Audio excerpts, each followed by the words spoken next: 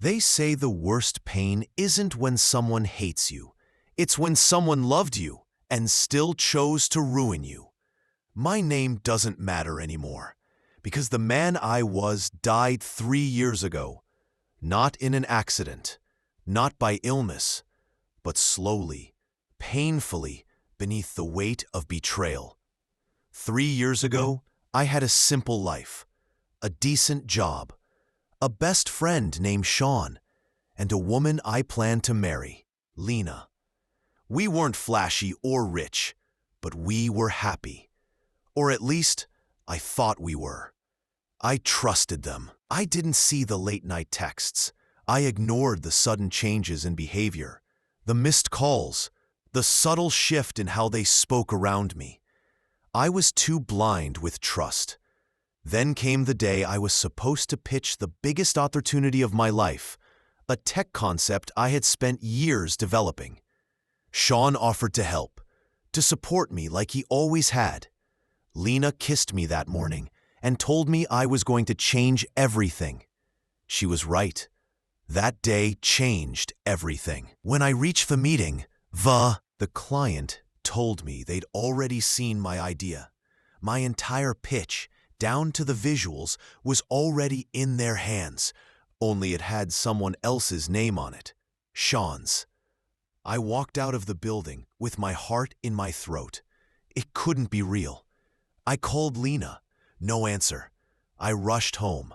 Her clothes were gone, the engagement ring left on the table, and one voicemail.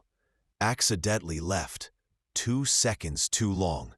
Their laughter, her voice saying, "He really thought we loved him." Something broke in me. Not in the dramatic way people expect. No shouting, no revenge fantasies, just silence. A kind of emotional death. I quit my job, cut ties, deleted everything. I disappeared into a new city under a new name. I took up odd jobs, slept in a rented room with no windows. I didn't speak unless I had to, but in that silence, I began to think. And in that thinking, I started watching. Sean started a company, Vision Core, using my ideas. Lena became his co-founder. Stylish photos, interviews, fake smiles, it all looked perfect. But I knew the truth. I had lived it. So I started a blog, anonymous.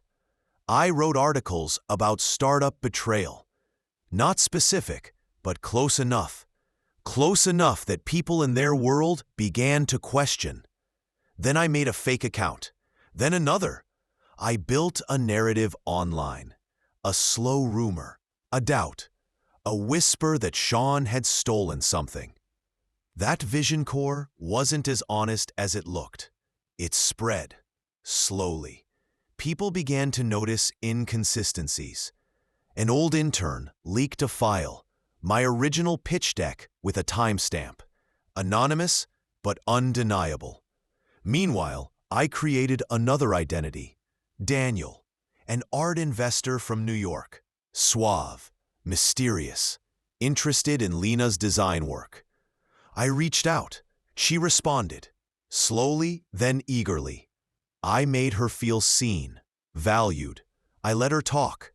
She confided in me, told me she felt like her life wasn't really hers. One day, I messaged her, "You ever wonder how much of your life is real?" She replied, "Every day." They were cracking. I started sending legal inquiries to Vision Core under different names, posing as journalists, investors, asking hard questions, planting more doubt.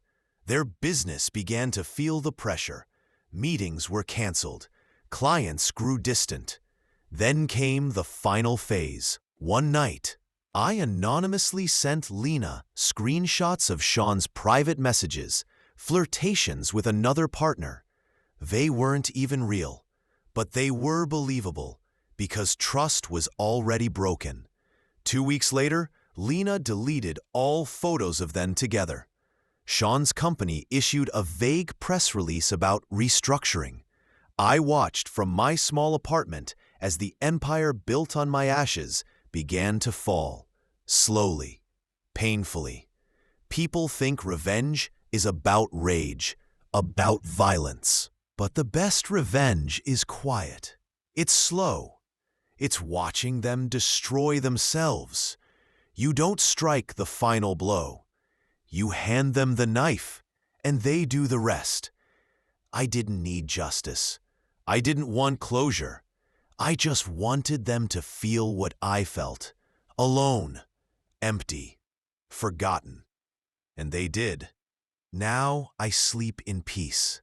Not because I won, but because I didn't break.